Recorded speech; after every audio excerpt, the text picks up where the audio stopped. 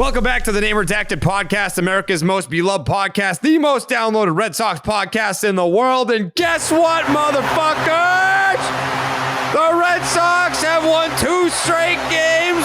They take their first series of the season against an AL East opponent. They didn't do that last year until fucking mid-August. Mid-August. They did it in their first series of the season of 2023.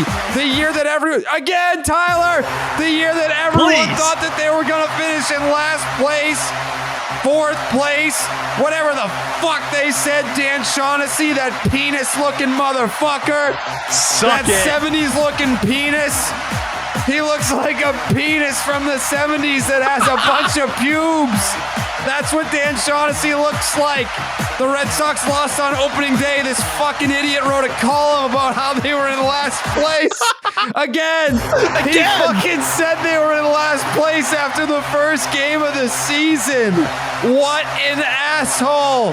What an asshole Dan Shaughnessy is. The vibes couldn't be higher. The Red Sox should be 3-0, Jake. They should be 3-0. They were a bullpen pants shitting away from being 3-0. And trust me, I get the people that want to say, well, they were a Ryan McKenna drop fly ball away from being 0-2. Well, that's just baseball. That's just baseball. Sometimes you catch the ball, sometimes you drop the ball. That is baseball 101. Sometimes the ball comes up, sometimes it comes down, and sometimes it hits the grass, sometimes it lands in your glove, Pete. You played Little League, right? I played all the way up until high school. What? Yeah, brother.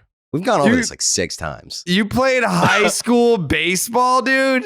For a year. But so freshman year. Yeah. Okay. You ever drop a fly ball before? Oh, plenty of them. See, it happens. I played baseball before I realized that I needed contacts. That was a real mess. Mm-hmm. So you can attest that sometimes you catch the ball, sometimes you drop the ball. That's a part of the game. Most of the time you don't catch it. This is my experience. There you go. That's deep. That is deep. Ball comes up, ball comes down, Jake. It is what it is. I don't want to hear any excuses. Red Sox should be 3-0. And listen, I'm going to start right here. I know people want to talk about Adam Duvall, but he's not the guy. He's not the guy that we're leading Shut off the fuck with. up. He's not the guy that we're leading off with. What a fucking series for Caleb Ort. Hashtag support, baby. Where would the Red Sox be in 2023 without Caleb Ort? Maybe 3-0. Maybe 3-0. Listen, hey. That is so true. That is so true. Because, and I already made this point to you privately, and I want to make this point publicly. It's a good take. It's a good Caleb take. Ort, first of all, he throws 100. Okay? He's saving it, obviously. He's saving it. But he was like 96, 97 today. Caleb Ort is a 1-inning guy. When you're a max effort reliever, what are you doing sending him out there? I'm not trying to question Alex Cora, but he's a 1-inning guy, and he had a clean inning in his first inning of work on opening day, and then he goes back out there and bad things happen. If bad things don't happen in that second inning of work, if maybe blame Chaim Bloom, if there was someone else that you could go to for that second inning of work instead of asking the best reliever in your bullpen, Caleb Ort, to go a second inning, you're 3-0. Fair or unfair? Oh, well, I will say fair in terms of Caleb Ort should never be going 2 innings at any time. That is not the kind of reliever he is. What I will say is Josh Winkowski was out there. A man that you once said you would take Caleb Ort over Josh Winkowski. I need to stop you right there. Continue. When the fuck did Josh Winkowski start throwing 97 mile an hour sinkers? Listen, go back and play the tape. I've talked about this since I first came on this podcast. Josh Winkowski in the AFL in relief was hitting 99 in relief. This has been there. Now, last year, they tried to let him work as a starter. I still think he could, try, and he's going to be one of those up and down 6 starter types, if that. But in the bullpen, Multi-inning arm, 97 out there. He's a guy. I think everyone can say at this point, he's a guy. Wait, hold on. First of all, spare me.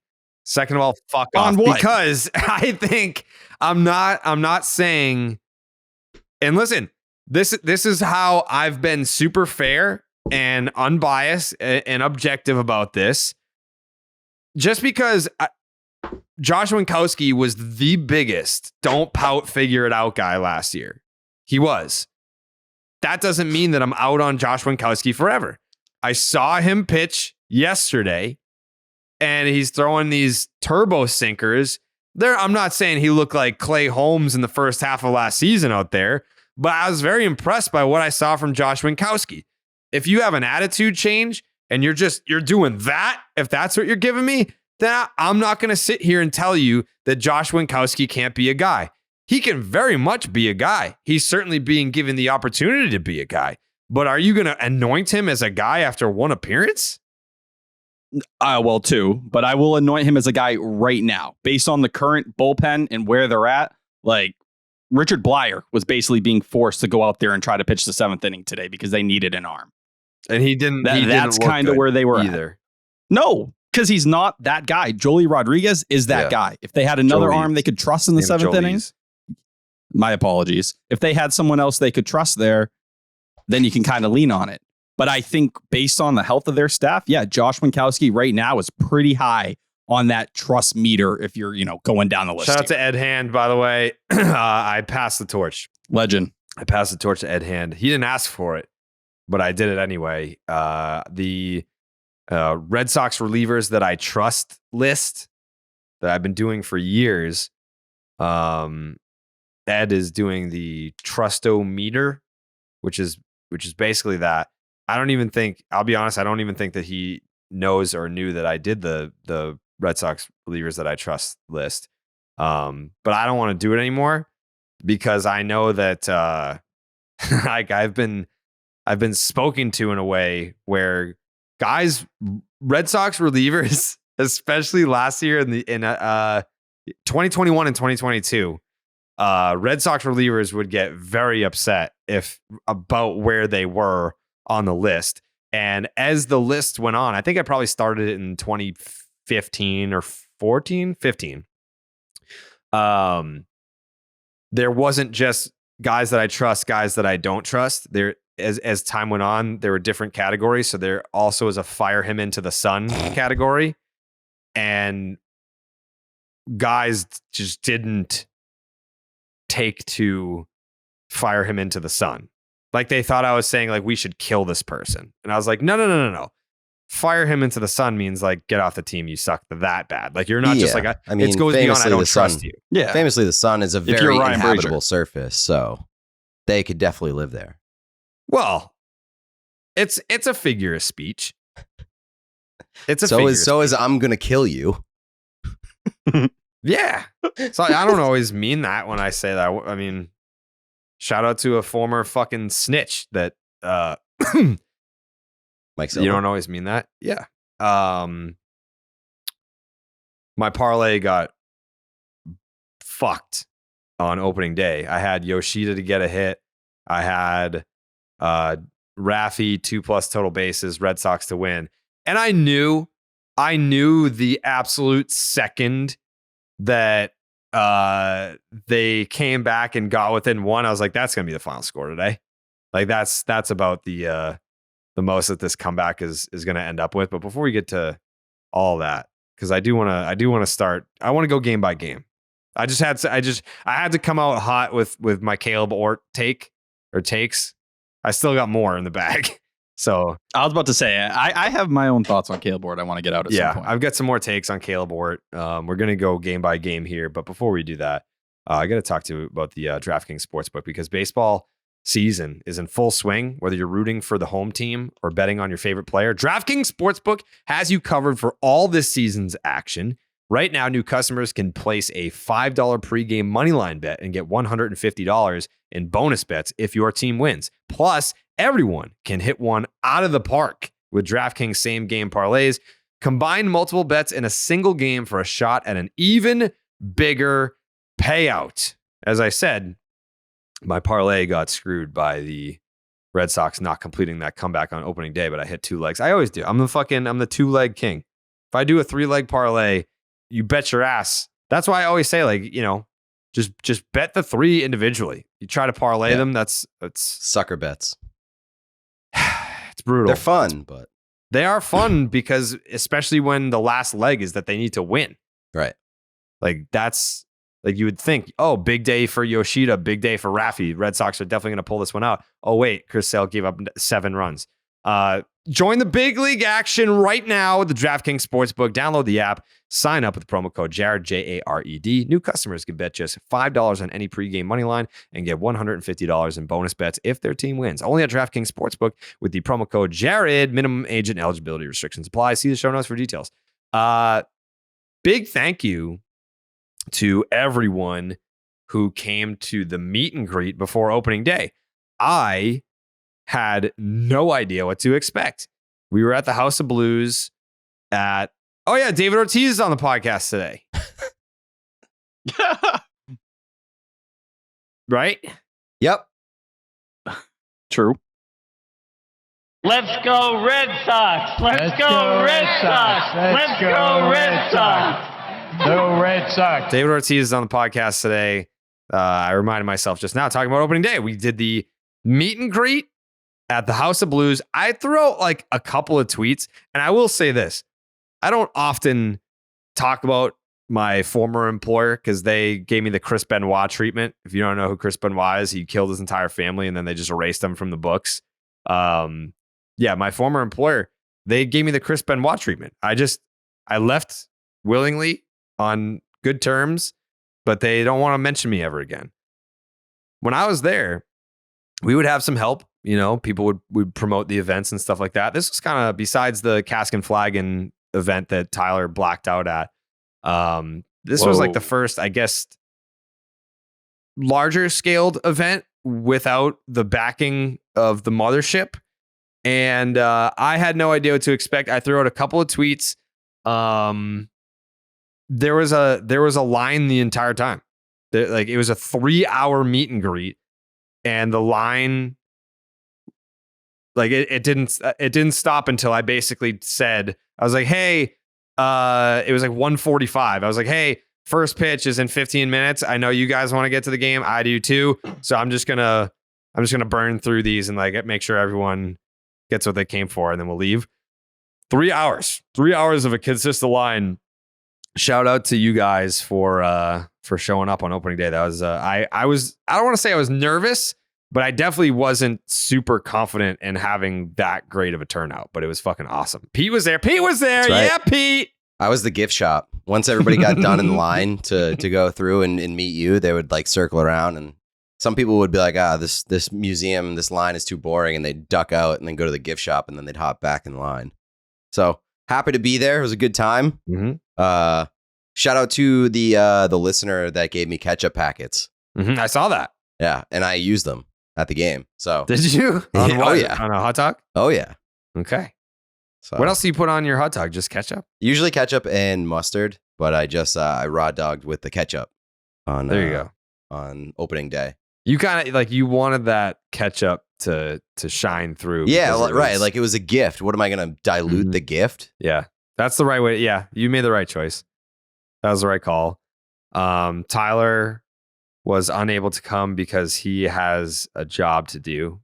He is he's a full-time employee at 98.5 The Sports Hub, associate producer of Zolak and Bertrand. Who were they talking shit about me the other day again? Yeah, they were kind of dunking on you a little bit for the IP on us, really, because anything I'm involved in. It's really held us back. Seems like a little brother syndrome that they got going over there. I know the station's doing really well for itself. Yeah, but Tyler, would you say, I don't want to get you in trouble here, would you say you're more known for this podcast or for your role at 98.5 The Sports Hub? This is a real debate we have. So they 100% believe it's the show. Now, Jared, I know when if you I say said the it show, to you, that doesn't you'd be really like, specify. Oh yeah, I'm an idiot. Zolak and Bertrand. They believe, call it my Twitter following, whatever, or where I am. They credit it to the show. when I say that, you could just tell by Jared's reaction for those who are How watching. many Twitter followers do you have? His Twitter following, 18,000. His Twitter following doubled when you started. It doubled when he started the show, and it's only going to go up because of the show. Mm-hmm. So yeah, I think I had 7K when I first joined the show. I got to like 11K or 12K in like 2 days after the announcement, and since then, the show you're more like known another for the 6K. Show. Yeah, this show, which means I'm not going to comment. Which means that they should give you those days off for this show. Well, now it's almost like Tyler is the child and we are the divorced parents, and we're trying to like outdo the other parent on Christmas morning. So like, you know, we're gonna be one parent's like, obviously we love you more, and then we're gonna be like, listen, it doesn't even have to be like that though. Like, your mom's a fucking crazy bitch, okay? Like obviously, like I'm the cool dad. Yeah, your mom's a whore, and obviously we are the cooler parent. And like, we don't have to beg you to come hang out at dad's house. You know you want to hang out at dad's house. We're only having 2 Thanksgivings because your mom's a whore and fuck Steve down the street. Right. Yeah, that's what's going on here. Is they're being the crazy mom that hates the cool dad, and it's like, listen, it doesn't have to be like that though, because it could be like one hand feeds the other. Like I understand that we get more notoriety if we have like if Tyler becomes known at 98.5 the Sports Hub as like a big deal, and then how do you think I found him? Right, like, and Tyler becomes a big deal at 95 the Sports Hub if the show blows up. So it's one hand feeds the other. Yeah, it should be like that, right? But it is definitely more contentious on their side of things. Like they are protecting Tyler over there, and we're like, listen, we're trying to build a star here. Tyler's a star. Thank you. I will say when it came to this event, it hurt me because I feel like it set back the entire day a little bit. I felt like the entire day was a little sideways since I was not with you there from the beginning, and it led to things later on, and it was a rough day, but we battled. Met David Ortiz, interviewed David Ortiz. Oh boy, the story of you trying day. to get to the interview room for the Ortiz interview was phenomenal. Oh, I don't know if we want to save that till later, but like, holy. Yeah. So in the end, it's okay that you missed it. I understood. I know who pays the bills for you, and I think it'd be different if it was a live podcast. Yeah. It wasn't a live show. It was literally just people like coming up and talking. Like that was pretty much it. We'll probably have more of those on weekends. Like the fact that it was opening day, so it was during the day. It was in the morning. It was 11 a.m. But yeah, we'll have more of those in the future, and we will plan around your schedule so that you can be a part of it. Because thank you. Because the event we did do back in September. No, we don't. But the event we did back in September is still one of the most fun things I've ever done. So hopefully I can be around next time. Yeah.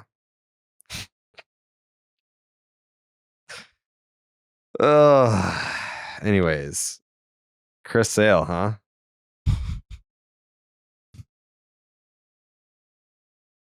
Listen, I'll be the one to step out here. I'll be the brave one. I'm not worried about Chris Sale. I don't know that I would say that I'm worried about Chris Sale. I'm just saying that outing was fucking garbage, but at least it didn't happen on his birthday. That was impressive. Yeah. No, I'm not worried about Chris Sale. It was a bad outing. He did strike out a bunch of guys. It was kind of weird, but yeah, first of all, it's one start. I don't think he had a great feel for his changeup. I don't know that he talked about that. All he said was that he sucked. Did he talk about not having a feel for the changeup? So it was actually the other way, right? He topped out at 97. The slider, it seemed like he couldn't have any command of. He got 5 swings and misses on the changeup. That's by far the best it's looked at any point. So it really just seemed like he couldn't get the slider consistently going. So that led to him leaning on the fastball, which, he ends up going to Cedric Mullins up high. Against a lefty like that, he usually drops that slider in to destroy him. He didn't have the confidence to do it. I also noticed that after he had given up whatever, like the 5th or 6th home run, He was 96, 97 to start, and he was pitching angry, but then in like innings 3 through till the end, he was 93. Like he wasn't, I think he was focusing more on locating than anything else because he was getting hit at 96, 97. And then he started throwing 93. And I mean, I don't know that it really got any better, but there was a noticeable decrease in velocity as the innings went on.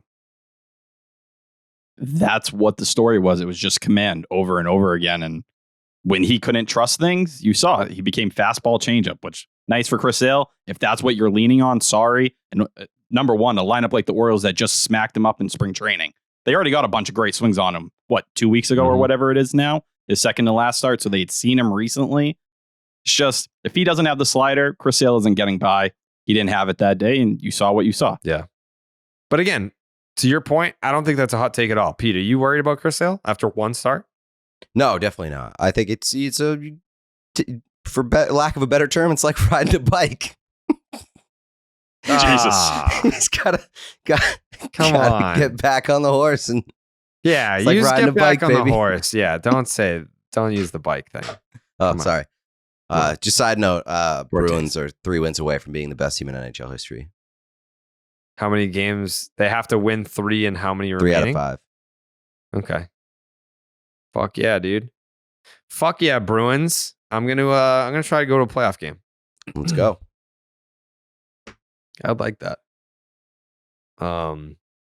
Yeah, I was I think the thing that I noticed, because I mean it's not like Chris Sale's outing was just complete dog shit in the beginning and then it improved, but I was kind of noticing in the very beginning that he was getting hit hard early, so it was almost like sentimental.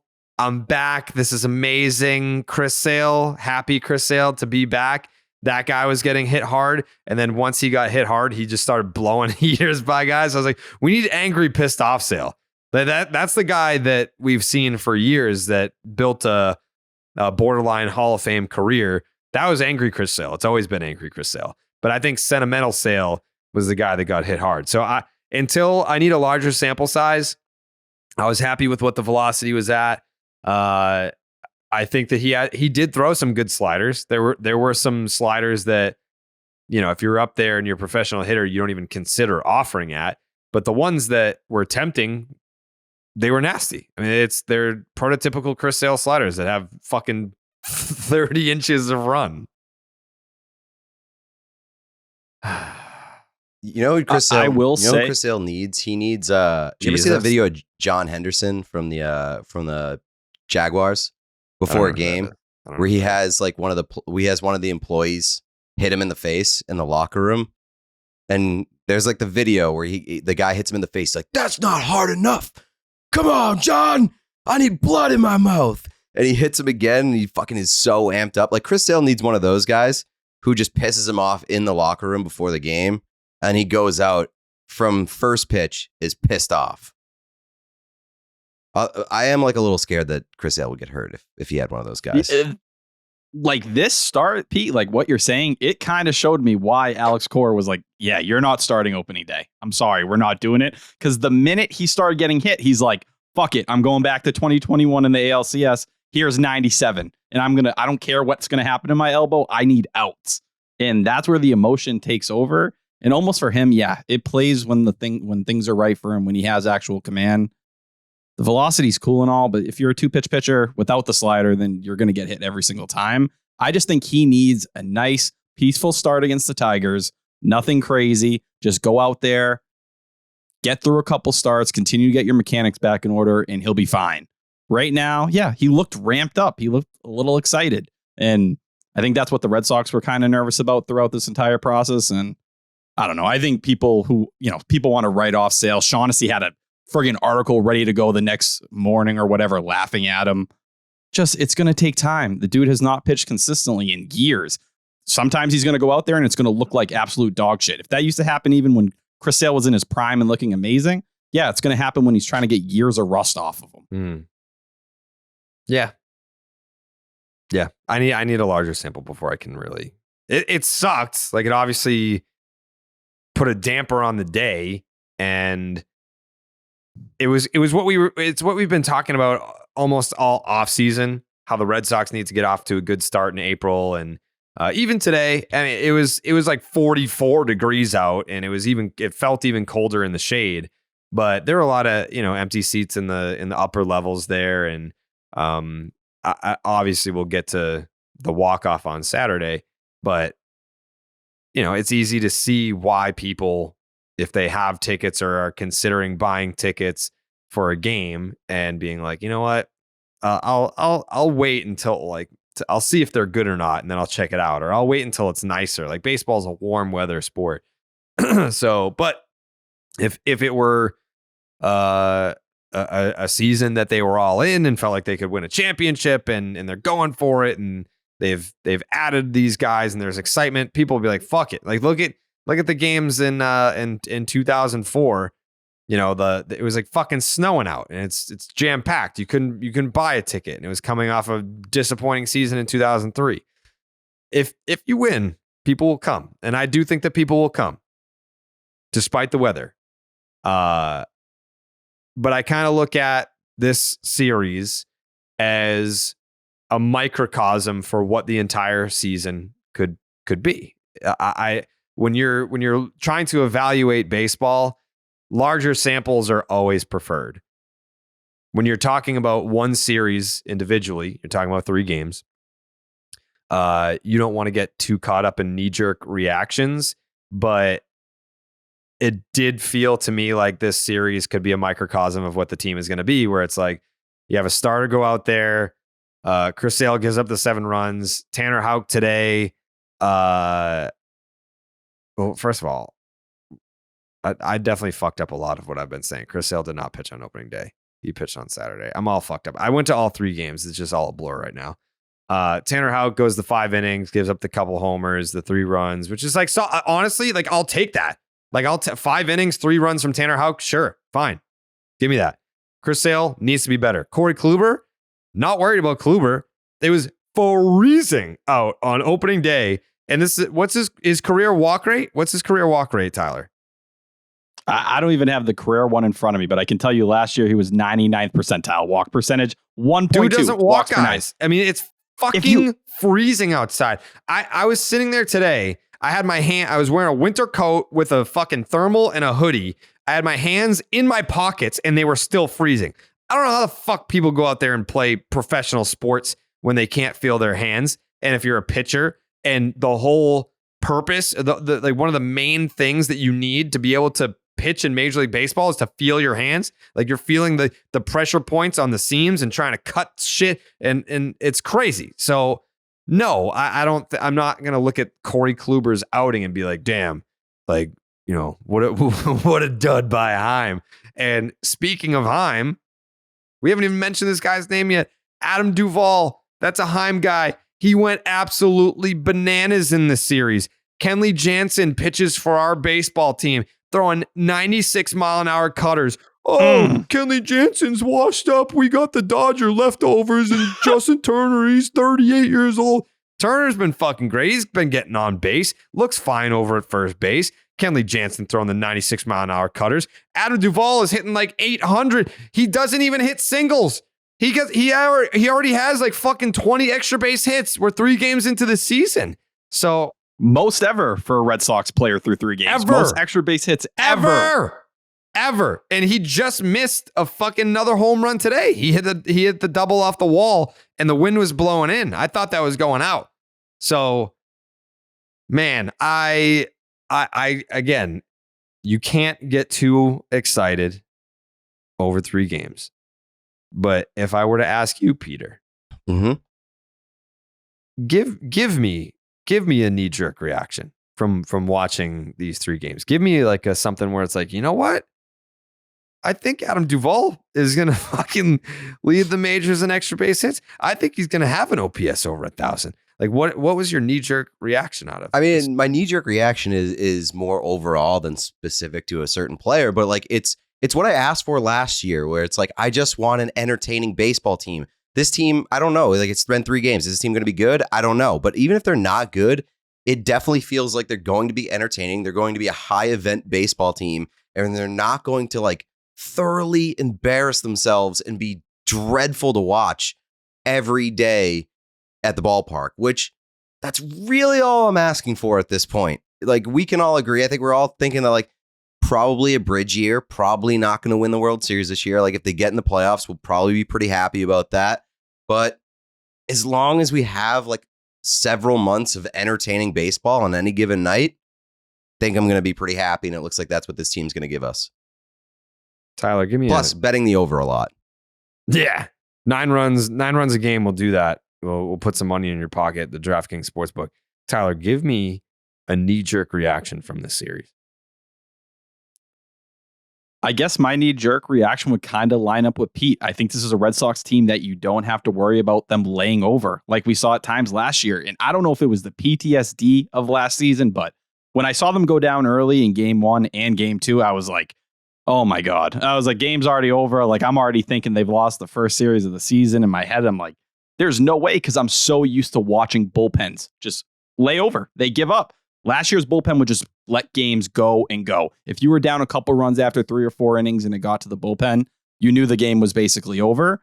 Game 2 completely changed the tone of that. After Zach Kelly was gone, what do you get? You get Josh Winkowski for 2. You get John Schreiber in the 7th, Martin in the 8th, Kenley in the 9th. That sets you up for those kind of moments like you had in game 2. And we just didn't have stuff like that last season. And it tells you when you have a bullpen that's actually well put together, that has, not even a ton of depth right now, but enough depth and talent, you give yourself chances for a comeback. That's what this team does. And they put the ball in play. It's not the ups and downs with some of the strikeout issues we had at times last year. This Red Sox team is just going to give themselves more chances to win. And like Pete said, there's not a huge ceiling for them. I think we're all on the same page. But for them to show this early in the year, that kind of chip on their shoulder, there weren't many times we saw that at all last season. We've already seen it, 3 different times in 3 games. That says something. They were fucking losing.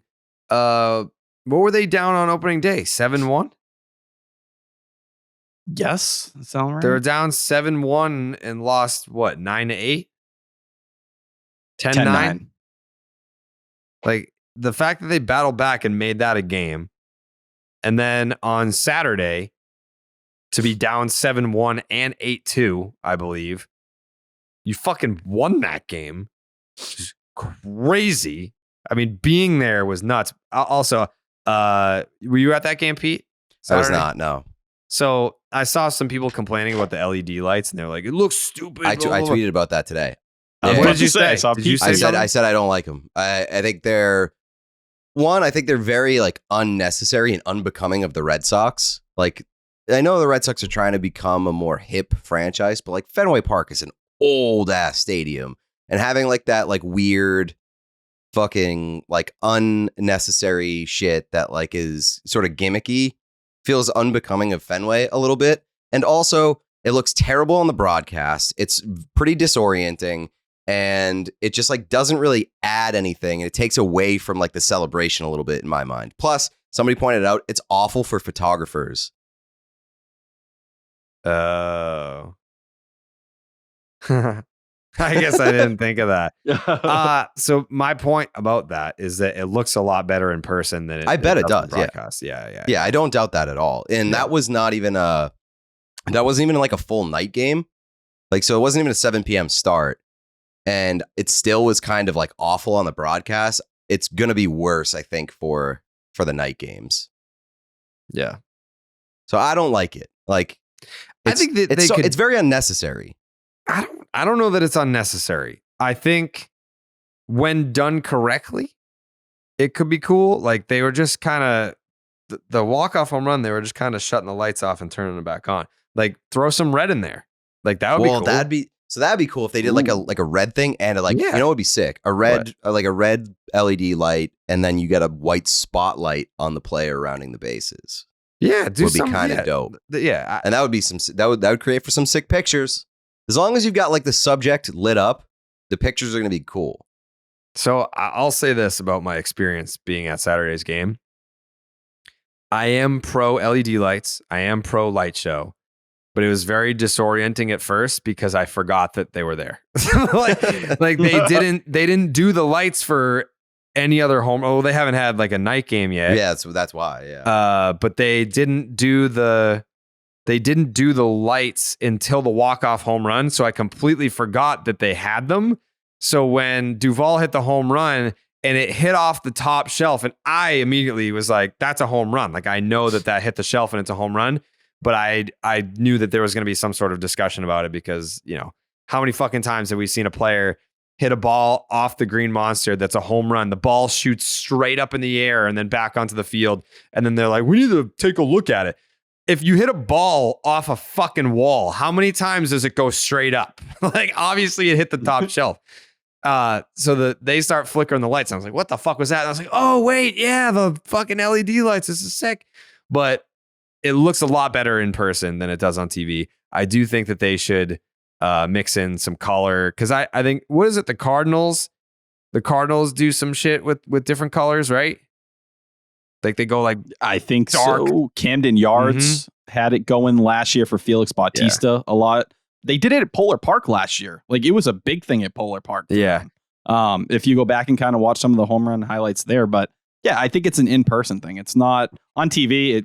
It doesn't look great. Like there's really no way around that, but it's an experience thing. I think that's why Alex Cora was like so heavy about it after the game. He couldn't stop talking about it. He thought it was so cool. Yeah. So I get what you're saying, Pete, about it's Fenway Park. It opened in 1912. It's supposed to be like old vibes or whatever, but I don't know. Like I don't want it to be like old and stuffy, but I just think that they don't need like super gimmicky shit. I don't think it's gimmicky. I think it's pretty gimmicky. It's not gimmicky. It's like, I think the bullpen cart is gimmicky, or it's like, hey, look at, we fucking bring another. Like, I think that's gimmicky. Fun. Yeah, like, goofing around. Because that's unnecessary. Like everyone just jogs out of the bullpen. Maybe some guys prefer jogging out of the bullpen because that's how they like get loose and warm up and get the blood flowing. But they're also like, I might like it more if like they were first on this train, but now they're pretty late. Like a lot of other ballparks do this, like, so it just feels like they're kind of jumping on a trend. Fifth. So I was just looking at this. There's more than a dozen now. Basically, they did the classic ballparks. It's Dodger Stadium, Wrigley, and Fenway that added them this year, but they're now over a dozen in the MLB level. Okay, that's less than half.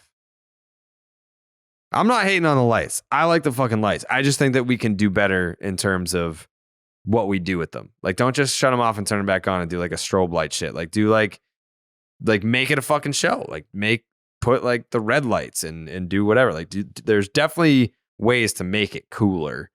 It's almost if you're gonna make it a strobe light, give the Red Sox fucking black light jerseys. You know what they really need to do? Talk about, protecting Fenway and keep the sanctity of the old ballpark. You know what they really need to do?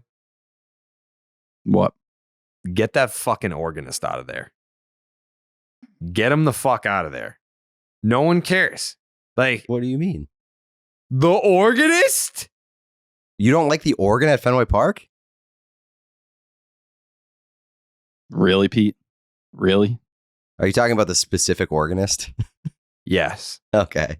That guy is a fucking asshole.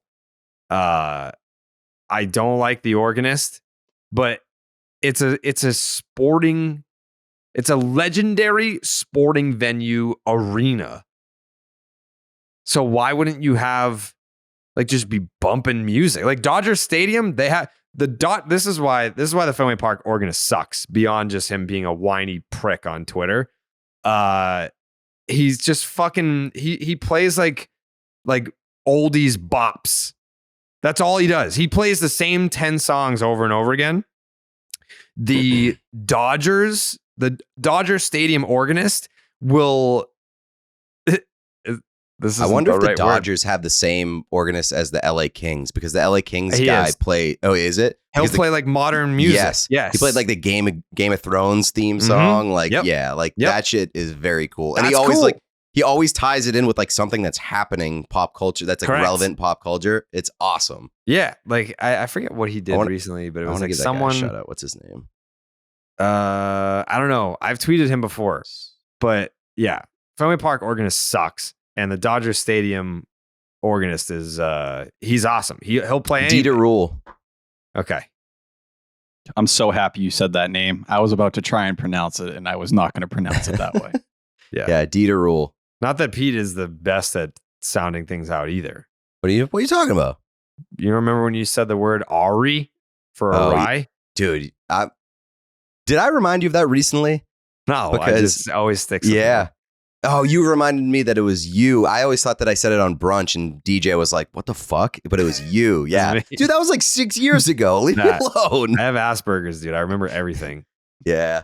Tyler just did it the other day. What was the word that you fucked up? Oh, I don't know. It was bad. Oh, no, it was a saying. It was the straw that broke the camel's back. It was when I listened to you on another podcast. I mean, you just made one earlier, like 5 minutes ago. You said laying over, which is a flight. That's what happens when you take a flight and you land and you take another flight. Rolling over is what you do when you get your ass beat, or laying down. You mix the two. I feel like you're being picky right now. I feel like you're being a little picky, Pete. The people of the podcast understand my deficiencies. It was barring. Bearing? How did I say yes. You said I don't even remember you said what it was. bearing, but you meant barring. You're like bearing any future injuries. Yeah.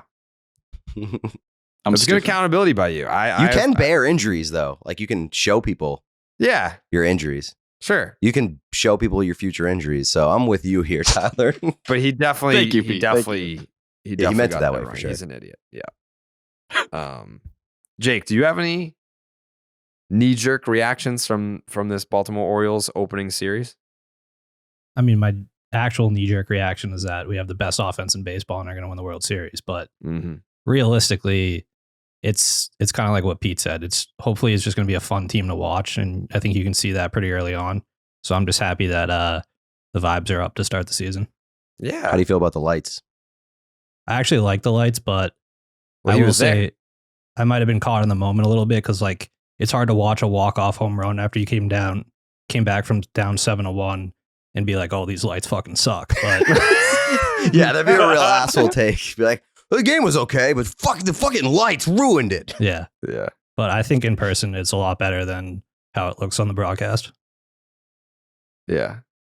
I think they should do the light thing. I know they didn't need it on Saturday, but they should do the light thing if like they're down by a couple runs and there's 2 outs in the 9th inning.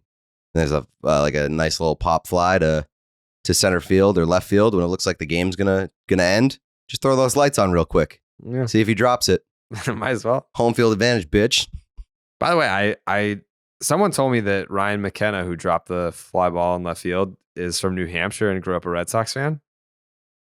Yeah, he went to, all right, I'm going to pronounce, I don't know if this is the right way to say it, but he went to St. Thomas Aquinas High School in Dover, yep. What was it, Pete? Aquinas or Aquinas, one of those two. In Dover, New Hampshire. It's funny because it rhymes with penis. St. Thomas's penis. Yeah. Jake, while we have you, can you talk to us about Blue Moon real quick? I sure can, Jared. And I would start by saying that some beers can say they're brewed for baseball, but only Blue Moon is brewed by baseball. Blue Moon was created at Coors Field in Denver, Colorado. It's the natural choice for opening day and all season long. And just in time for opening day, Blue Moon is teaming up with another ballpark brand and launching throwback merch collection with Ebbets Field flannels. Look, there's a lot of times where I can enjoy a nice cold Blue Moon to take the edge off, but none more than on Thursday afternoon after we did the David Ortiz interview. I mean, this fucking Tyler kid, I gave him the time, I gave him the address, I told him where to go, I had people in the lobby waiting for him, and wouldn't you know, he's late. He's late for a goddamn David Ortiz Big Papi interview. I got people running around downstairs trying to find him. I got Ortiz's talent rep in my ear being like, let's go, we got to start this thing. I got Tyler texting me, I don't know where I am, my phone's about to die. But in hindsight, it's kind of on me because that was the most on-brand Tyler Milliken thing of all time. And at the end of the day, it made for a pretty funny moment, and it was very on-brand for the Name Redacted podcast. But I will say, when I got home and I saw that the audio was good, the video was all good, and that it was a successful interview. When I cracked open that Blue Moon at the end of the day, that was one of my favorite Blue Moons I've ever had. So shout out Tyler for that one. With its refreshing flavor with Valencia orange peel for a subtle sweetness and hints of coriander, Blue Moon Belgian-style wheat ale is a one-of-a-kind beer that's made brighter. It's carefully crafted and full-flavored with refreshing notes and a smooth, creamy finish. Blue Moon was brewed by baseball to give you a dose of nostalgia and get you excited for the new season. Why strike out with the same old beer when you can get something one-of-a-kind? Its bold flavor, bright explosion of color, and iconic orange slice ritual guarantee a one-of-a-kind beer experience perfect for spring weather. Best served with its signature orange garnish to showcase its beautiful bright color, a beer this good only comes around once in a blue moon, but you can enjoy it all season long. Bring the ballpark to you with Blue Moon Belgian-style wheat ale. It's one-of-a-kind every time. Check out shop.bluemoon.com for throwback baseball merch with Ebbets Field flannels, or visit get.bluemoonbeer.com/Jared to find Blue Moon delivery options. That's get.bluemoonbeer.com/Jared.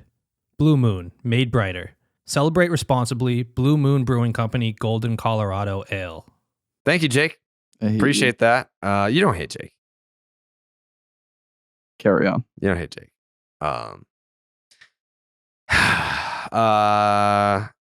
So Saturday's game was obviously the highlight of the series.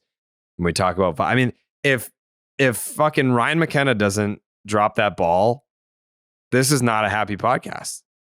Because I even said, I was like, if they lose the first two games, if they come back in back-to-back games, huge deficits just to lose by one run in both of those games. And there was one play, I believe it was on Saturday, when Rafael Devers got thrown out trying to stretch a single into a double, and he gets thrown out at second base, and then Justin Turner promptly doubled right after that.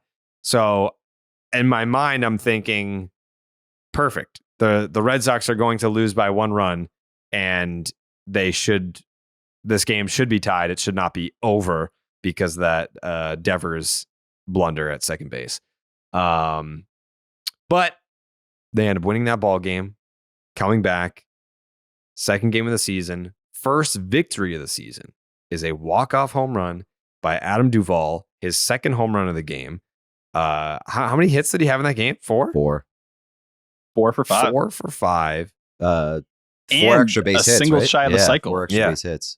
Yeah, he had 2 homers. He had the not inside the park home run. He had the ground rule double down the right field line.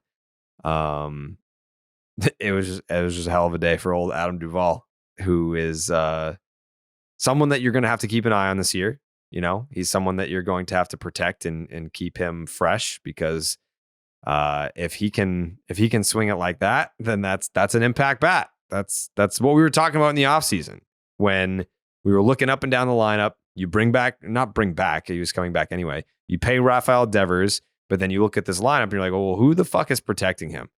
You bring in Justin Turner. All right, cool, Justin Turner. But you might at some point see a little lineup shuffle where Adam Duvall's the guy that's hitting behind Rafael Devers. I don't know. There's a lot of swing and miss there. I'm not tinkering with the lineup. You score 9 runs in 3 straight games. I'm not tinkering with shit. But also Alex Verdugo, a guy that looked really good in this series, hit the homer on Saturday to that basically sparked the comeback. That like the Red Sox were dead. The Red Sox were on the verge of getting blown the fuck out until Verdugo hits that home run on Saturday. Had 2 RBI hits on Sunday.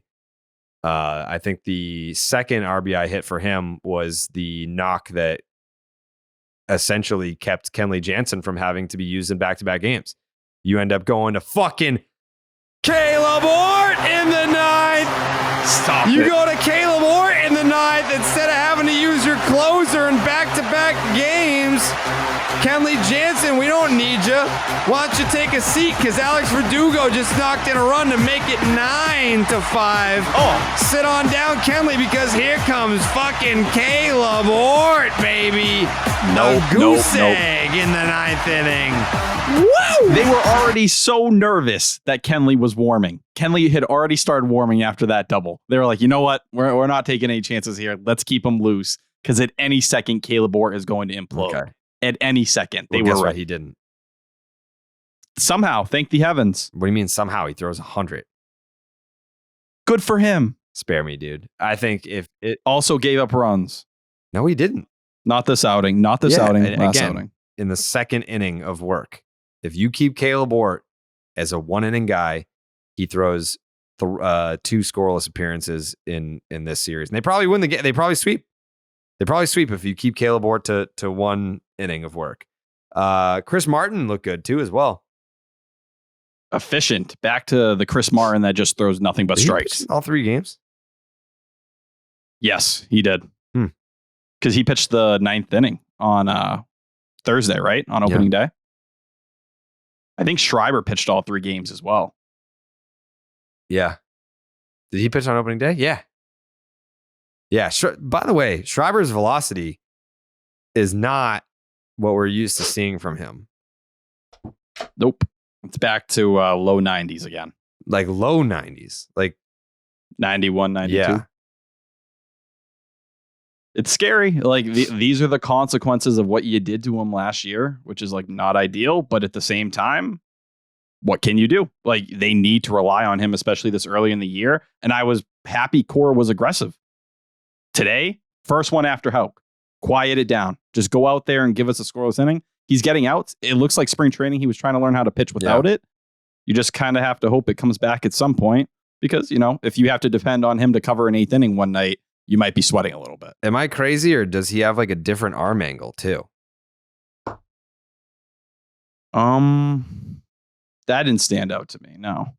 He definitely, I don't know. To me, he looked more, I guess, out. Like not like a sidearm guy, but it was closer to, what is this in geometry? What is this? What angle is this? If it's straight, this is a 90-degree angle. Right angle. That's a right angle. But then that's what is an this? obtuse angle. This is a 180-degree angle? Yeah. It was closer to 180 degrees than it was to 90 degrees. I figured that out. I got there. Proud of you, buddy. Thank you. By the way, Schreiber only pitched 2 games. He did not pitch opening day. But yeah, I noticed the velocity's down for John Schreiber, but he's still getting outs. To Tyler's point, I'm not concerned about John Schreiber until he starts getting tagged because the velo's not there, and if he's like missing his spots with 91, then that's certainly not ideal. But we'll cross that bridge when we get there. Kenley. I was shocked to see his velocity jump at his age, but the broadcast said that he's gone from one of the slowest workers to one of the fastest workers. For people who thought like, hey, pitch clock error, Kenley Jansen's not going to be able to keep up, it seems like it's helping him more than anything. Yeah. He's throwing harder. Well, one appearance. We'll see. He's got to hold up. But for that one appearance, I was very excited. I was a big Kenley fan prior to him coming to Boston. Loved him in LA. One of those guys that when I'm staying up at night on the East Coast watching West Coast baseball would always get jacked up for Kenley Jansen coming out of the bullpen to California Love, and then that last season in Atlanta. Obviously, I'm very honed in on the Braves. I don't know why. I still don't to this day don't know why. The Braves fans have accepted me as one of their own, and I reciprocate that love right back. So watching the Braves last year, seeing Kenley, was very excited to see him come to Boston, and that one appearance made it move a little bit. One name we haven't mentioned at all, Masataka Yoshida. Yeah. Guy rocks. I saw some people kind of getting negative on him early this game, and I was already surprised how quickly it happened. 3 straight at bats. I'm not the one saying it. I'm not. But there was a certain Twitter account that was kind of out there saying, Yoshida's not hitting anything hard. Dude, after his first game, he had 100%. I will not say it. It's not even worth giving the attention to it. I think it was game 2, the Saturday game, where he had a pitch where he basically just like half swung and he put it out to the triangle. Correct. Yeah. Mm-hmm. On Saturday, he was out in front and it was one of those just like flick of the wrist swings. Like a one-arm swing. Yes. And it went into the warning track of the triangle, which is north of 400 feet. So there's got to be a ballpark where that's a home run somewhere in the big leagues. Even in the first game, everything he hit was 90 miles per hour and up. I believe 2 of them were over 100 and the other 2 were in the 90s. I mean, like that first game, like not for nothing. If he had a terrible first game, you throw that in the trash because you'd be like, nerves. Like first game in Major League Baseball, like probably a little nervous. Yeah, he had 2 hits and then I think he walked. And did he swipe a bag? Yep, he stole one today as well. I think that was on the walk. Yeah, it was right after the walk. Honestly, dude, I'm gonna say this. This is gonna be a very obvious statement, and it's gonna sound very, very bougie and privileged, but I'm gonna say it anyway because I'm brave. I retain so much more information sitting next to the Red Sox dugout than if I sit in Section 10, if I sit in State Street Pavilion. You don't say, pal. If I'm watching at home, there's just too many distractions. Like if I'm sitting in Section 10, it's like you got fucking everyone is like coming over. State Street Pavilion, like it's a fucking party up there. If you're watching at home, in my case, I'm watching 8 other games. So I'm kind of just, I'm watching these other games and I'm like when I'm sitting next to the Red Sox dugout, you've got the entire Red Sox team sitting to your right. And I'm locked in. Like I'm watching every fucking pitch. I'm watching every detail. I'm just watching every little thing that's going on. And I sat there for the last 2 games and it's a very unique baseball fan viewing experience. And like, I didn't take any notes from this series, but I'm just kind of going off of what I remember. But I missed like 3 innings of opening day because for like 45 straight minutes, people were just doing shoeies out in the bleachers. It was insane. I'd never seen anything like it. One guy did a shoey and everybody's like, holy shit, that's insane. And then like there was like a 20-minute break. And I don't know if the same guy did it or another guy did it. And the crowd was like, another person's doing it. And then it was like the best case of peer pressure ever, where like everybody saw the love that those guys were getting. And they just kept doing it more and more. I kid you not, for like over a half an hour, there wasn't more than 5 minutes without a shoey. It was crazy. I don't know if it was your video or someone else's. It was mine. But I know that you tweeted one, but I saw multiple. I believe that there was a gentleman who drank beer out of an Ugg boot. Ugg boot, and it was not his. Clearly it was another not. person's Ugg boot. Did he at least know the person? Do we know? No idea. I would hope that he at least knew the person. Not that makes it any better. It's not any better. I guess it is. It is a little bit better when it's yours because you know, like I don't have fungus. I don't like profusely sweat through my feet. I'll just say this: if I absolutely had to, I don't know what the circumstances would be. I don't know if it has to be as extreme as life or death. But if I were put in a position where some serious consequences existed if I didn't drink a beer out of Pete's shoe, I would feel comfortable doing it because it's Pete. Yeah. Okay. What about Tyler? No. What? No. You're disgusting. You're disgusting. No. What does that mean? No, dude. I was reading some very positive comments on my style in the subreddit. You did bring it today. So yeah, you did. You look Thank good. you. I'm a cute kid. Thursday. That is would you drink out of Jake's shoe, yes. Jared? Yeah. Fuck what? you. So here's the justification where I think what's gross about me? No, I don't think you're gross, but I think you own way less pairs of shoes than me and Jake. I don't know Really? about that. I have a lot of shoes. Are you a sneakerhead? I was very heavy in college and high school. All right. Once I graduated and I was broke, I had to stop. Okay. I have a little shoe game. I do. Yeah, you were in some Nikes. You were wearing pretty nice Jordans on Thursday. I would consider those low tier. Those are pretty solid. They just Jordans. match. Okay. Wow. All right. I'm just saying. You'll see it over time.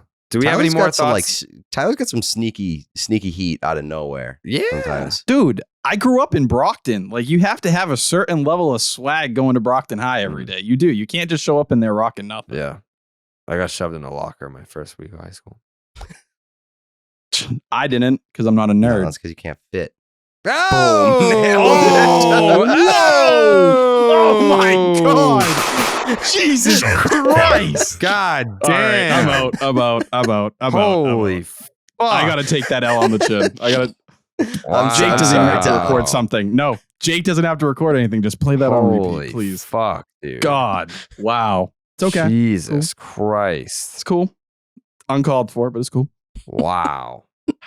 Fuck you. Hey, Sorry, yo, what Tyler. the fuck? That's crazy. You're the same as them. No better. That's crazy that he did that to you like that. I love you, Tyler. I'm bad. I've had a really hard week. It's been a really hard week. Yeah. You picked a bad time, Pete. Wow. This is Pat 2.0. Jesus. Jake's just laughing. Cool. It's fine. All right, we got to take a break and talk about Zyn nicotine pouches.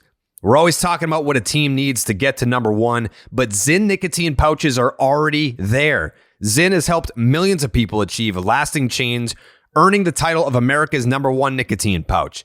If you're a smoker or you're a dipper looking to make a change, look no further than Zyn. Zyn is made with 6 simple ingredients and is available in a wide range of varieties, including spearmint, citrus, and even coffee. And it's available in 2 strengths so you can control your nicotine satisfaction. Because it's discreet, you can enjoy it anywhere, anytime, so you never have to miss a moment of the game. Plus, every can of Zyn earns you points towards premium items like tailgating gear, top-of-the-line tech, Zyn swag, even gift cards. Find your Zyn at your local convenience store or online at Zyn.com. That's Zyn, ZYN.com. Warning, this product contains nicotine. Nicotine is an addictive chemical. Let's get to that David Ortiz interview before we drizzle that ketchup and do the Stop and Shop look ahead. Do we no other final thoughts on the series? I don't think so. Jake? I will say Justin Turner, just an unbelievable case of pandering with Augustana, Boston. Yeah, it's so good. It's a sneaky banger that probably a lot of people haven't heard since high school. And then it also works perfectly. It's like, I think I'll go to Boston. I think I'll start a new life. Yeah. And then it talks about like leaving LA. Yeah. Or get out of California. Yeah. I don't even think that that's pandering. I think that he probably was really emotional leaving the Dodgers, but he was excited to be reunited with Kike. By the way, Saturday when Kike hit his first home run, the Nesson cameras didn't show it, but they brought back the fucking the bumping dicks celebration. How electric would that have been if it made the broadcast? So when Kike hit the home run today, I made sure to grab the video, but there was a security guard standing in the way and someone else was standing in the way, so it wasn't a good angle. But on Saturday, I didn't know it was coming. And I would have videoed that. I had a perfect view of it. They just like dap up and then fucking hump each other's cocks. It was crazy. They do it hard too. I don't know. I mean, they must be wearing cups, I would assume. She got those titanium dicks. Yeah. I want to make that my actual final thought. 2 home runs for Kike after all the conversations this spring about the resume, about all that other stuff. Tanks. And for Xander Bogaerts to go out and hit 2, they matched each other. Kike went out there and did it. That says something to me, especially because he didn't hit a ton even when he came back at the end of last year. Also, I think the Red Sox don't know what the shocker is because Kike got a RBI knock today and then looked at the dugout and did the shocker. And then the Red Sox Instagram account put a picture of him doing that as like the first picture on the carousel.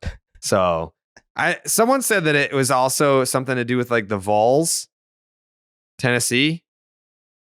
I don't know that that's their thing, but where I grew up, that's the shocker. That's two in the pink, 1 in the stink, brother. Sure is. Yeah.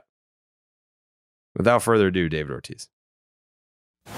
All right, we're here with my brother from another mother, David Ortiz, fellow Dominican who this is Pete, by the way. I know you guys have Pete, met. what's up, man? How are you? You gotta leave large, man. Listen, that's my one thing that I can't do. That's true. It's coming, bro. This is a little guy. Keep on hanging out with me. Before we started, I asked you, I was like, people were trying to take away my Dominican status during the World Baseball Classic. I was like, if I get the blessing from David Ortiz that I'm an honorary Dominican, no one can take that away. Not even Christopher Columbus. No. The Dominican Republic. No. All right, so yes or no, honorary Dominican. I got you, baby. Thank you. I appreciate that. On the note of World Baseball Classic, how much were you taking in? I know that you were doing some coverage there. Mm-hmm. How much were you taking in the World Baseball Classic? Man, I tell you what, I learned something new. And that is that Japan, sooner than later, it's going to be, I would say, baseball-wise, it's going to be at this level. Because what I saw coming from Japan, I mean, just think about it. The best player on earth right now, what is he from? Japan. That tells you a lot. Yeah. It didn't come from the Dominican. It didn't come from the state. It came from Japan. And there's a reason why you saw Japan beating the U.S. They are getting it. Mm-hmm. Let me tell you, we had the best baseball on earth, and those guys, they came in and competed against us and show us what they are capable of. So look out for what is coming from Japan in the next 5-10 years. We talked about this when I went down to your house. We did the 2-hour interview, and I brought this home run up. You hit a home run at the Tokyo Dome that was like 600 feet, and everyone watches that replay. But what people don't know was that was maybe less than a week after you guys won the World Series in 2004. So you win the World Series in 2004. They put you on a plane to Japan. You go play against like the Japanese All-Star team, and then you hit a baseball that essentially like went through the roof in the Tokyo Dome. Like, what would you how big of a gap between the talent in Japan then, which obviously didn't seem very good, and to right now? Like, how big of a difference do you think it is? Well, to be honest, pitcher-wise, there is way more velocity now than what it used to be back then. Back then, pitchers were more of a trying to keep you off of balance, searching pitches, but I didn't really saw consistently 94, 95 back then, coming from over there. Now, you see guys, I saw this guy named Rocky Sasaki. Yeah, he throws 102. 102 miles an hour, dude. Yeah. And then you go from there to Ohtani, and their bullpen was 97 plus. So that impressed me a lot. Yeah. Yeah, it's completely different now. Yeah, and more velocity. More velocity, and this is something that I say. I probably can say that I might hit better in this era than my era because... You would hit better now than you did then. Oh, yeah. That's why you say that. Why? Because more velocity, less location. Yeah, that's true. And I used to hunt the guys that have issues locating their pitches. And I was a fastball hitter, so do your math. and they would ban the shift. Oh, that's right. Yeah. I forgot. Yeah. But I'm not saying that pitchers nowadays are worse than because I played the other day. I mean, I didn't play 20 years ago. You know what I'm saying? Like this era of pitcher today, it was the era that was walking in my last 5 years playing until now. Like my last 5 years playing, the guy was throwing 100 already. You know what I'm saying? But I figured that they have issues locating their pitches. More likely. More than the guy that was 93, 94, you know, their focus was, their go-go location was I don't know if you can look at it in numbers. I mean, time-wise. But I would say the guys, I mean, when you face a Ray Holiday, he was 95 up to probably 97 on his good day. But the way he's located his pitches, he's done. Miami Zena, you know, Roger Clemens, those guys, it was different. It was more location than, because they know that he letting pitches on the play they were gonna have issues. Yeah. Tyler, how we doing? Hey. So we're battling a little bit. How we doing, David? How you doing? So the big debate during the World Baseball Classic was like, does it matter? Does it not matter? Is it exhibition? Guys were comparing it to the World Series, saying, you know, like a Randy Rosarena was like, that catch was a bigger moment than anything I ever did in the World Series. Trey Turner said it was a better environment. You've won 3 World Series. You played in the World Baseball Classic in 2006 when it was the first one. Winning in Boston is obviously different from winning somewhere else, but you obviously have a ton of pride with the Dominican Republic. So it's hard to say which one would mean more to you. I think it's like impossible to even put you in a spot to compare them, but how would you compare winning in the World Baseball Classic for the Dominican Republic to winning a World Series with the Red Sox? You're always looking for winning, you know, and to be honest with you, there's no difference in winning for your country. For me, there's no difference between winning for your country than winning for New England. New England was like my second home compared to my first home. Like, they're both home for me. Mm-hmm. You know what I'm saying? New England, give me a career. Dominican, give me who I am. You know what I'm saying? I mean, I didn't went through New England and bye-bye, see you. I did a career there. I make a living there. You guys means a lot to me. You guys made me better.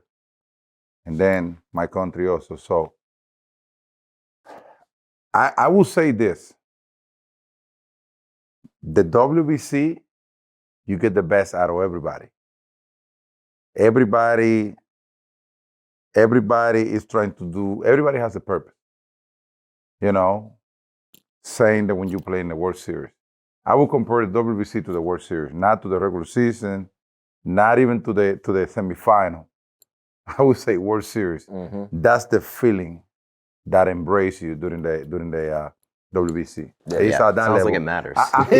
If I'm MLB, I would do that every year. You said not every year, all right, because it's a little challenging. Yeah, every 2 years. Every 2 years. Every 2 years. Every 2 years. It's because this year the WBC sent a huge message.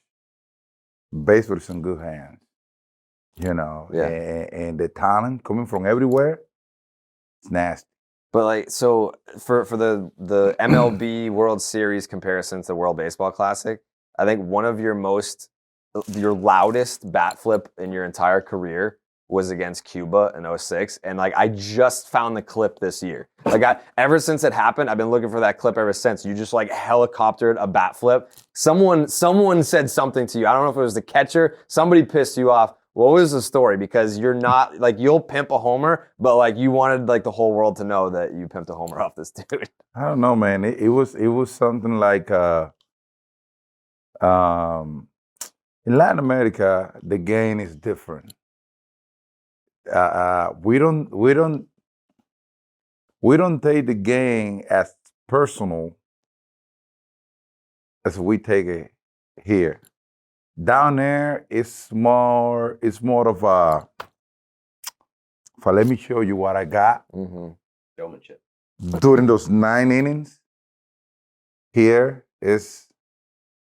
I tell you what, my era playing the big league was basically the one era that basically opened the door for everything that is going on nowadays. That's fair. You know, now a bat flea is fun to watch. In my day, a bat flea was like, what the hell is he doing? All right. You know what I'm saying? No, bro, I'm telling you, if you strike me out, you can dance and do whatever you want. That will make me better. Yeah. Because I don't want you dancing all night on my ass. You know what I'm saying? Right. So I will try to figure it out. You know what I'm saying? But when I first got to the big league, if you do something funny, next thing you know, you got a ball coming at your head because it was disrespectful and whatever. You know what I'm saying? Yeah. And but people want to see what is going on nowadays. When I see a guy do a bat flea or somebody going crazy in the mouth because strike your ass out, I want to see that again. Right. You know what I'm saying? That's the challenge. That's the challenging part of the game. I know some old-timers, they think it's disrespectful. Yeah. You know, I'm going to be an old-timer too, and I don't care. Yeah. Everybody's different. Yeah. One of the things that I wanted to know is, obviously you had an unbelievable career here, and now you're like essentially a god, even when you come back.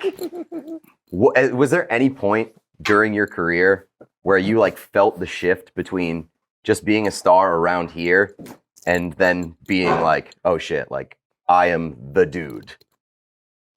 No, in baseball, the one thing about baseball is that you can never take anything for granted. You know what you are capable of. At some point, it was very challenging to me because emotions, they take you to do things. People have no idea how we feel when we get things done at the right time. We are human, just like everybody else. Just because we have the ability to hit a baseball, which is almost impossible. I'm not gonna doubt that. It's almost impossible to hit a baseball.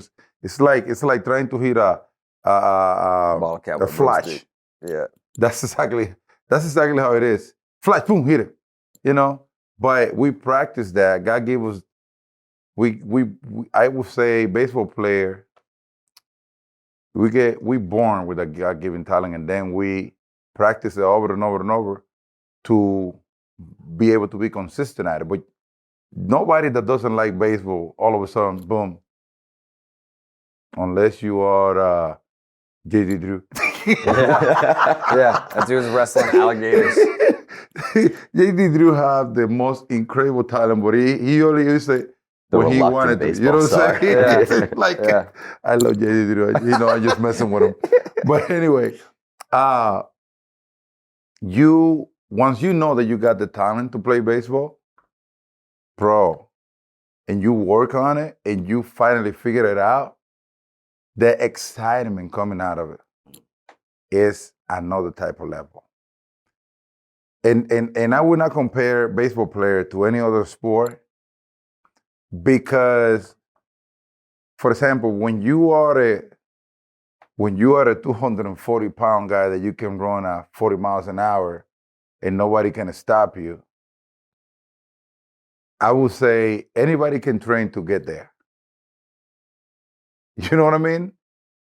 When you are 6'8" and you are fast as shit and you are cut off, a lot of people can train to that. Train to hit a baseball. See what happens. See how lucky you get. I've tried. It's hard. You know what I'm saying? So what I'm trying to say, I'm not discriminating any other sport. But what I'm trying to tell you, when we finally figured it out and and God give you the talent to be able to come through, like I'm going to tell you, I sit down to watch baseball game right now and I get, I will tell you this, when I sit down to watch baseball, a baseball game, any baseball game, those moments always shows up where you are expecting somebody to come through. And when you don't see that, like you get excited, expecting, and when you don't see it, you're like, oh shit. Okay, the next guy. Oh shit. The next guy. God damn. We lost. That is something that you see it a lot. And you probably got seen the best hitter on the team. You're watching the best hitter on the team, but the thing is that it's hard to accomplish that. So what I'm trying to say is when you get to be able to accomplish that, a lot of excitement comes out because it's hard to do, So I remember the bat flea that you talk about. This guy in Latin America, we played the game. Can you say bad words here? Oh yeah. It's a fuck you against fuck you. Mm-hmm. You know what I'm saying? That's the way we play. Yeah. That's why you see Latin players doing some crazy shit. That's what it should be. It's because of the challenge that we grow up into it. You're not trying to embarrass anybody when you do it playing here. It's just your nature. It is your nature. I'm serious. Like some people take it personal. Some people be like, no. We grow up into that environment. And when those emotions pop, it's hard to hide it. It's like if you grow up eating cereal every day and you go to Jamaica, what's the first thing you're gonna ask for? Can I have some cereal? You know what I'm saying? Because you grow up into it. That's exactly how it goes. So during that at bat, that guy threw me a couple of pitches, and when he got me I think he threw me like in a split finger, second strike, and I swung and missed it. And when the catcher gave me the ball back, he was like, "You ain't Big Papi, let's fucking go." Like, come on. That's how we played the game back then. Yeah. When I saw that shit, I went like, "Oh shit." She just wake up that monster. Come on, man. I need it. Yeah. I needed it. Like when he did that, I was like, oh shit, yeah. It was David Ortiz. Now it's Big Papi hitting. Let's go. Mm-hmm. And then he tried to sneak that fast from me. I hit that shit out of the stadium, by the way. Nobody got that baseball. I hit it. That was honestly disrespectful. Yeah. And then what's next? Emotions. Mm-hmm. And he was lucky that I just flipped my bat. I want to get naked and run the bases naked. What's the biggest like one-on-one that you remember that you were like, I want the better of this dude more than anything? Listen, to be honest with you, I got the best out of everybody every night because they know how good I was. Listen, you better make a good pitch. I mean, when I was locked in, if you make a mistake, I would hurt you. That's how it was. But is there anybody that you were like, I need to get the better of them in this one at bat? Like that you can remember in your career? Oh, like I say, everybody know, and you can ask any pitcher in the big league. Like I wasn't, how can I tell you this? No disrespect against nobody. Every pitcher give you a hard time. Because listen, when you have good numbers against a pitcher, it's that you got 3 hits and he got you out 7 times. You know what I'm saying? So they are good also. They are like, they know what they're doing. You know what I'm saying? But it was those guys out there that they either know that they don't have the stuff to get you out or you were locked in. Because the same guy you facing and all of a sudden you're 0 for 10 against them. That's how basically go back and forth. But the one thing that I can tell you, you have to work your way out to be consistent all year round. And it's not like you're gonna get 3 hits all year round, but consistent is like, okay, I went 0 for 30, but all of a sudden I went 15 for 15. And that kind of give you a balance, you know what I'm saying? Now you go back to hit 300. You know what I'm saying? But the one thing that worries me about the game nowadays is that everybody just thinking about hitting for power because that's what that's what gets you paid. So sometimes the fun part of the game, the blooper, the line drive, opposite field, they move the runner over, the fly ball, they're facing a nasty guy. Those type of things sometimes because the guys are not worried as much about hitting contact, making contact with the ball. Nowadays, it kind of like reduce a little bit the excitement about watching good batters. So one of our favorite bits on the podcast is what World Series means the most to you. I'm 24 years old. I didn't experience 2004. He thinks 07 is the best one. I'm not saying it's the best one, but what does 07 mean to you? You brought up JD Drew earlier, and I was so excited just to hear his name. Does it, as Jared says, does it not matter, or does that hold a special place in your heart? It matters. It's just 4th. That's all. Be honest. You can call him an old bastard. Every World Series have a different meaning, and also a special meaning for everybody. You know, if I'm your guy, I just be glad of knowing that during you guys' decade, 4 World Series has been accomplished because every single one of you have parents that never saw a World Series. Never.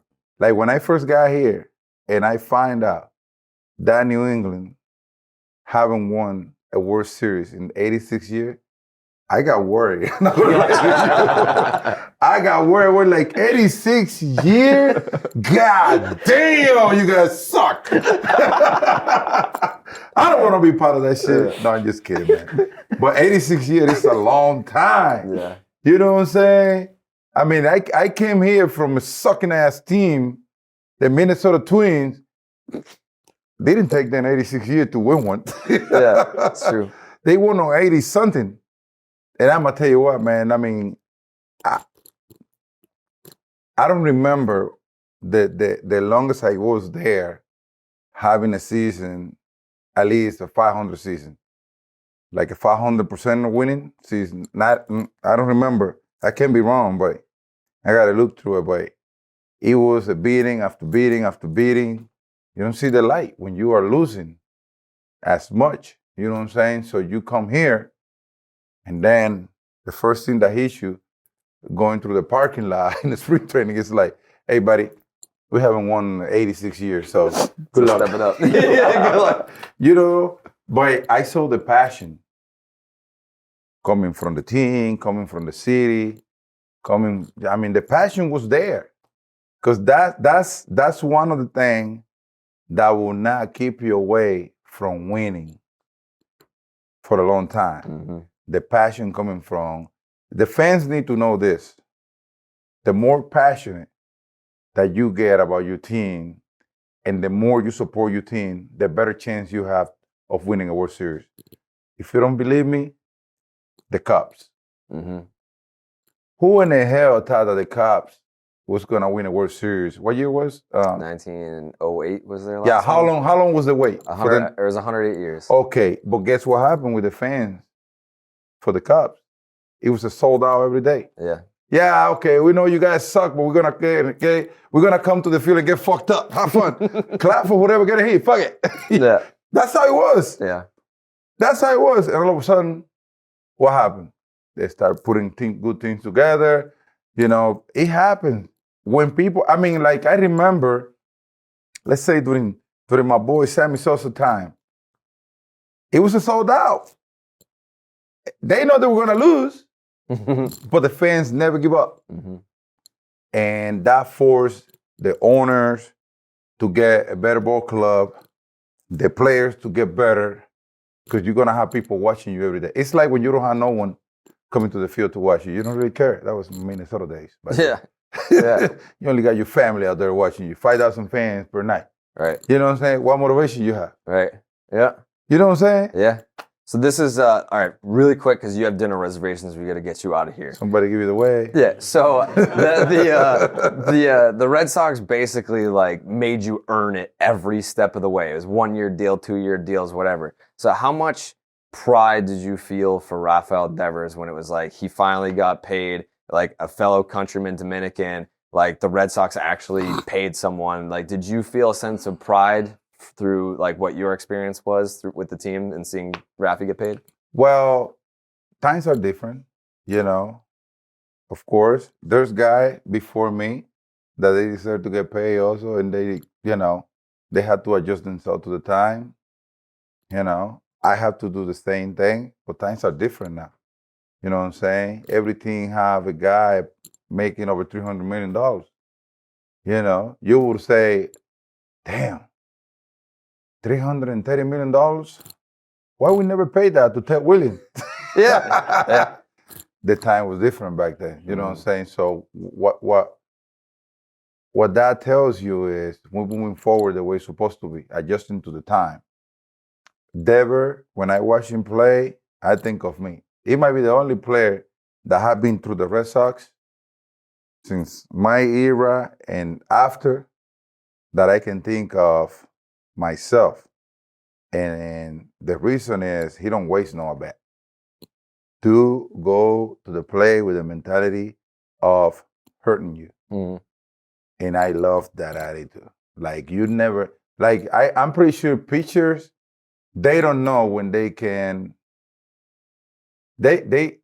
pitchers, their mentality, the baseball game, you need to have that one type of mentality that there is no failure. Like I cannot go to the plate thinking that the guy that is in the mound have any type of chances to get me out. If I doubt myself for 1% out of the 100%, I had 99% chances of being out. So, like when you are walking from the on deck to the plate, my mentality was, this guy got no chance against me. He got no chance. Mm-hmm. If you doubt yourself for 1 second, I swear to God, I don't know what is the mystery about baseball. There's something in baseball named baseball God that basically dictate the things that you put in your mind. It's deeper than what people think it is. When I used to go, I had my days. I was hitting the ball right in the face, and the ball was landing nowhere, but in someone's glove. You start doubting about yourself. You when you look at the board and you are 0 for 30. 0 for 30 is like 6 games out of 162. Like, you can be 0 for 30 like this. But the funny thing is that a guy like me, when I'm 0 for 15, it's in the front page in the newspaper. Mm-hmm. So if you don't want to look at it, it's right there. Yeah. You turn on ESPN, oh, Big Papi, 0 for 15. Mm-hmm. It's more pressure than what people think it is. And you have to deal with. You know what I'm saying? So when I see Dever, I think when I see the way he walked from the on deck to the plate, when I see the way he take his time, the way he approach pitchers, I swear to God, it made me think of myself, more likely. I love that. It's fearless. So I think the Red Sox did really good on paying him, because I don't think through this organization, and I'm talking about my time and above into today, I don't think there is a better player that can deserve a contract like that than him. You give me one.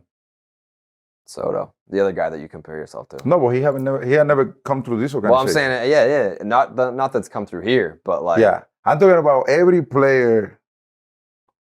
Go back to 2003, all the way until now. Besides Manny crazy ass, you tell me another player that you think you can pay that type of money in this organization. Mookie. Well, yes. Yeah, I forgot about that. Yeah, he's pretty good. Yeah. Pretty dang good. But he got that contract, by the way. He got paid. Yeah, okay, he got paid. Thank you. He got paid. All right, we need to get you to dinner. Thank you so much for taking the time. Next time, let's go on a vacation to the DR. I want to break myself in first time at the DR, get the David Ortiz tour. Come on, man. I got you, baby. All right, done deal. Thank you. Love you, brother. Love you too. Big thanks to David Ortiz, Big Papi, coming on the Name Redacted podcast.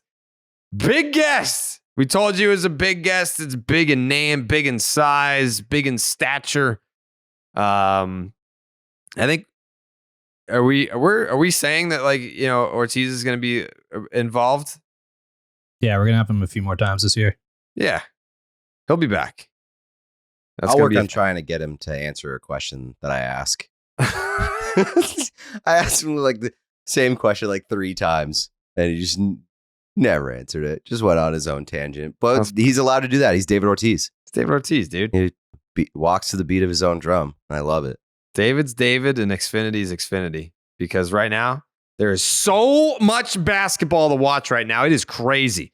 And like a ball with a funky spin, it can be hard to get a handle on it all. And now you can stay on top of all the madness with the Xfinity 10G network. With Xfinity 10G, you can power an entire house full of devices with ultra low lag, so you and everyone else that you know can stream every single game at the same time and never miss a shot. And if you're on the go, Xfinity will still be right there with the assist with millions. That's right, millions of Wi-Fi hotspots. Hallelujah. Introducing the next generation 10G network only from Xfinity. The future starts now. Learn more at xfinity.com/10G. All right. Obviously, the Klark's Ketchup Series MVP is Adam Duvall. Does anyone object? Like, this is not a situation where we have a different vote outside of that, correct? 100%. Sounds Peter? good to me. Jake? I was maybe going to, since my vote won't matter because you guys are going to go 3 for Duvall, I was going to give Ort a shout out. To only give up 2 runs after the verbal beating that Tyler's given him over the last few episodes might be worthy of a vote. Yeah. And he flat out dominated on Sunday. They don't win the series without Ort. You can make that case. They were willing to throw their most disposable arm out there. They just go out there and just get out because we don't care to have you tomorrow. Just get us through. Also, shout out to Jared's investigative reporting, man on the scene, reporting that Yoshida prefers Masa over Yoshi. And me and DJ already made custom shirts with the Masa logo instead of NASA. Did you just call it NASA? Yeah, it just tripped me up because the way they would pronounce it. NASA. Idiot. On, Pete. I'm an astronaut who works for NASA. So we made Masa NASA shirts. You guys already made, you were making the shirts? We made two of two. Okay. So I will be wearing it to Fenway. I want one. I'll make you one. I'll make anybody who wants one. Maybe we'll put them on sale or something. You should put them on sale. I approve. I think that would be a great idea. All right. But yeah, I was talking to someone before the game, and they were like, he likes Masa. I guess there is a Red Sox trainer named Yoshi. Red Sox trainer. Just kind of like limits. I liked the Yoshi. I like the Yoshi chants on opening day. I liked the Yoshi gifts that come when he does something cool. Yoshi, like the photoshopping possibilities. With Yoshi Mitsuyama. So I think yes. Okay. Yeah. Okay. Yeah. I've seen this guy a million times. I don't think we've ever officially met, but Yoshi Mitsuyama, I mean, he's been around forever. So I think that's probably why he doesn't like Yoshi, is because to everyone on the team, that's Yoshi. So there can't be two Yoshis. And like Masa was his nickname in Japan. So when I tweeted out that he prefers Masa over Yoshi, a lot of the responses were essentially, well, fuck you, dude. Like you don't get to pick your nickname. It's like, well, no. I agree that you don't get to pick your nickname, which is ironic for me to say, but he had a nickname in Japan. Like, he's not telling you, like, I want to pick my new nickname. It's, I had a nickname in Japan. You just didn't know who I was until I got to the United States. But I'm coming in with an existing nickname. And even more so, like, Yoshi is very chantable, but so is Masa. Like, that's the excuse that I heard. It's like, oh, Yoshi is so chantable. So is Masa. And if there is someone, literally his first name is Yoshi. Like, Masataka Yoshida, it's part of his last name. There is an actual Yoshi on the team. So, I don't know. I was just putting it out there. People are going to do what people want to do. Like, people are still going to call him Yoshi, whatever. But I'm just letting you know. It's almost like Francisco Lindor. People, like, Francisco Lindor doesn't like being called Frankie. But people still call him Frankie. He's like, yeah, please just don't call me that. And they're like, dude, shut up. Your name's Frankie. Yeah. But anyways, I'm not going to promise this for the next series win, because I know that I'm going to do my best. I'm going to do my best, but I either want to find or create, or even if you're listening right now and you want to submit, I want a theme song to play for the Klark's Ketchup Series MVP. I want a theme song to play for the Klark's Ketchup Series MVP. And the idea that I want it to be like death metal. Like, I don't want it to be like Klark's Ketchup Series MVP. Like, I don't want it to be like a jingle. Yeah. Klark's Ketchup. Like, I want it to be something like that. So your mother's a whore. My vision for Klark's Ketchup Series MVP is in the death metal realm. I don't know. I don't know what it is about Klark's Ketchup, but it just screams death metal to me. So if you want to submit something, please contact me via social media, Twitter, Instagram, or contact Jake on the Name Redacted social media pages. But I mean, mostly just contact me. But do both because I might not see it. Contact Jake and maybe he'll bring it to my attention if I don't see it. But yeah, if not, then I'm just gonna fucking try to do it myself. Whatever it is, because I'm not going to promise it for the next series win. The Klark's Ketchup series MVP theme song is going to be death metal of some sort. So I don't know why. It's just, I'm a tortured artist. You know, you see the painting before you paint the painting, and that song is just death metal. So I can't wait.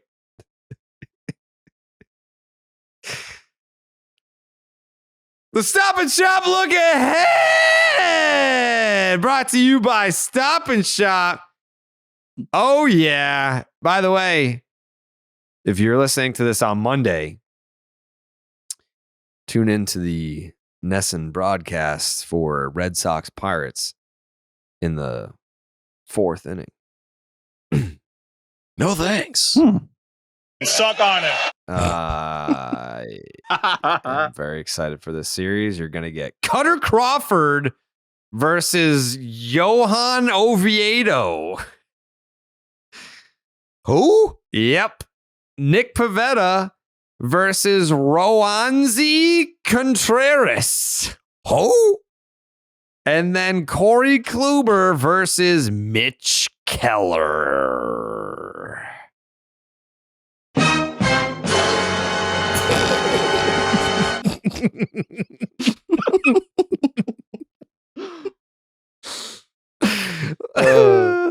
It's pretty tough. You're in a pretty tough spot when Red Sox fans are making fun of your pitching staff.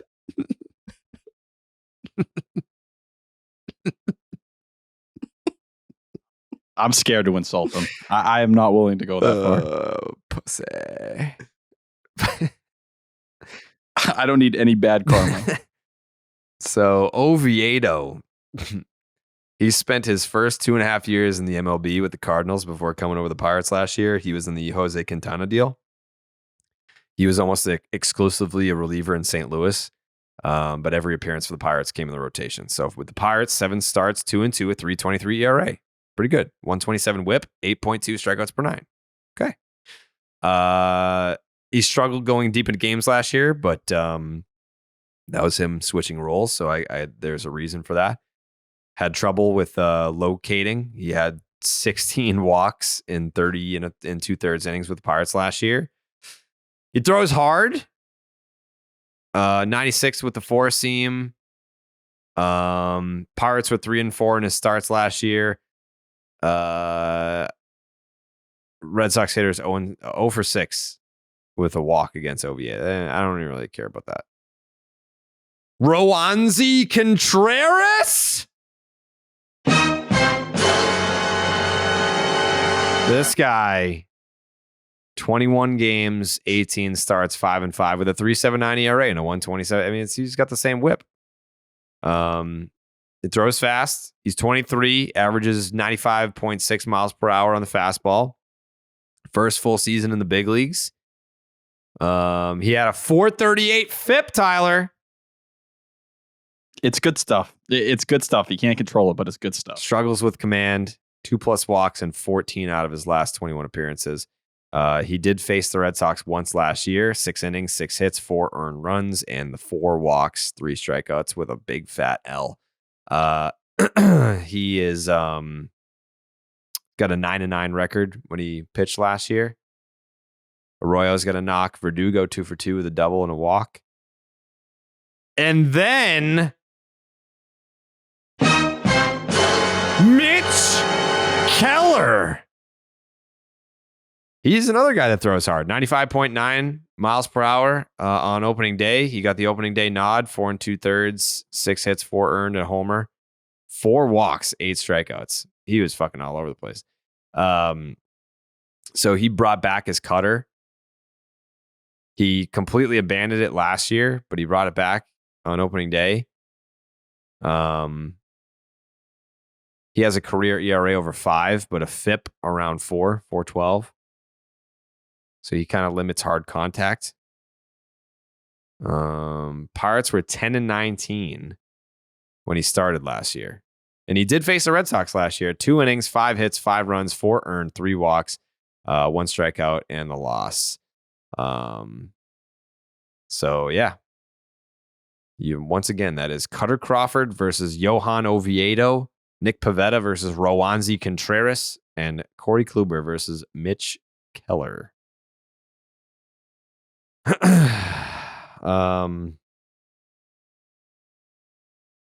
Anybody got any final thoughts as my guests start to arrive? You doing final thoughts? We doing predictions? We need predictions, right? Oh yeah, predictions. Duh, the fuck? Clean it up.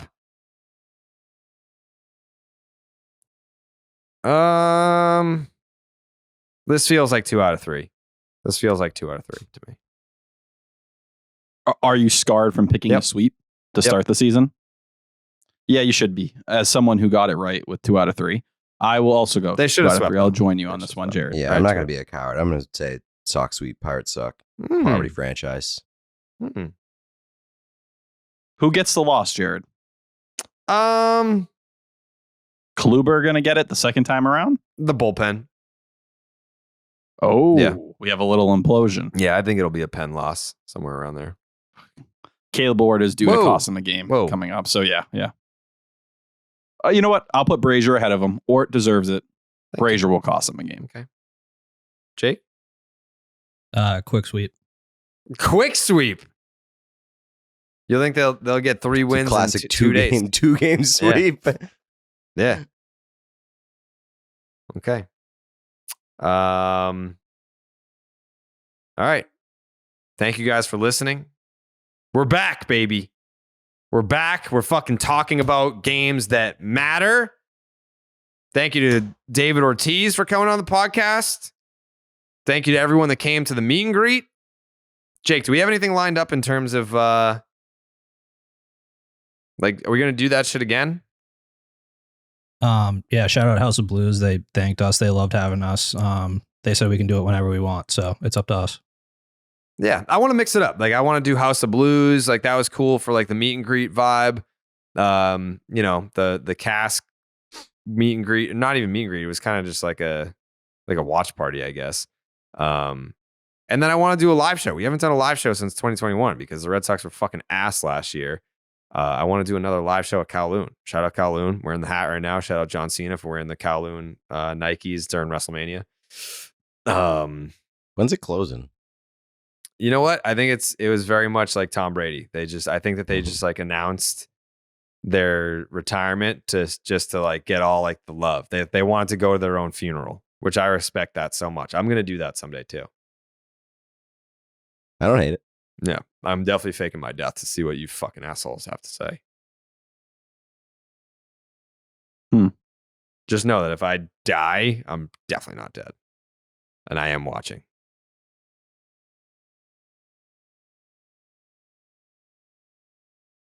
See you next week. Buenas noches, amigos.